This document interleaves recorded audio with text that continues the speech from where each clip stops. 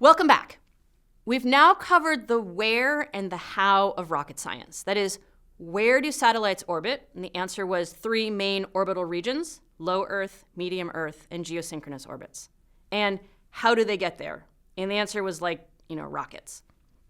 We'll now turn our attention to what. That is, what is sent into orbit. The next few segments, we will focus on satellite payloads. That is, what are the instruments and components on a satellite that make them work? Fun fact, the word payload was originally a seafaring term for the cargo on a ship, which provided the income and revenue, which I guess is pretty good for space context as well.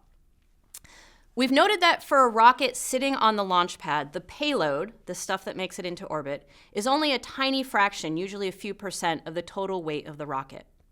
And if you Google satellite payloads or satellites in space and you look at the search images, you'll notice some common features across most satellites in orbit around the Earth.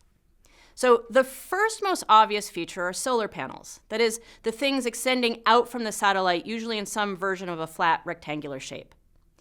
The electronics and computers on board a satellite need power, and since there's no electrical wall outlets in space, most Earth-orbiting satellites use solar power.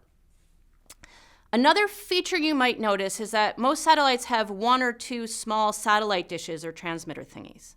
And a feature that's generic to most satellites is a box or cylinder holding the whole thing together. This is called the satellite bus or the spacecraft bus. The bus is the main structural component and holds the guts and the brains of the satellite.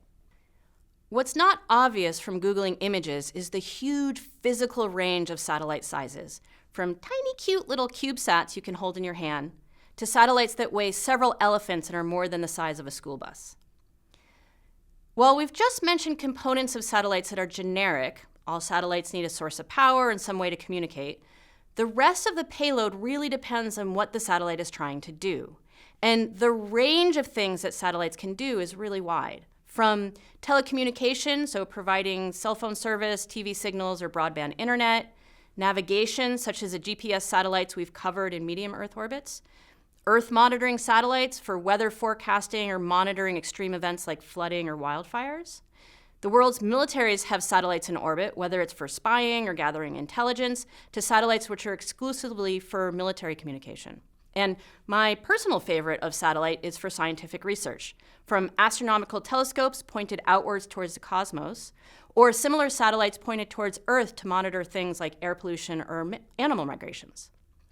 We've noted in previous segments that 60 to 70% of all currently active satellites are involved in communication, 20% are Earth monitoring or taking images, and most of the remainder are for navigation. The goal of your mission sets your payload requirement. So if your goal is to broadcast TV signals, your payload will likely include a high-powered transmitter to make sure your customers get a super strong signal and don't need to go out and jiggle their satellite dish. Whereas if your goal is weather forecasting, maybe you want to have a few different imaging cameras to monitor cloud cover and precipitation so I can figure out whether or not I should bring an umbrella to work. No matter what your satellite does, in all cases, you need to strap your payload to a rocket, have it blast off, and then operate in the cold vacuum of space. And you might imagine this is a rather wild ride, so it's a good idea to test the whole payload system to make sure it can survive the journey into space and accomplish the desired mission. So in the next few segments, we'll focus on different payload components and then discuss how these components are integrated together and tested before blasting off into space.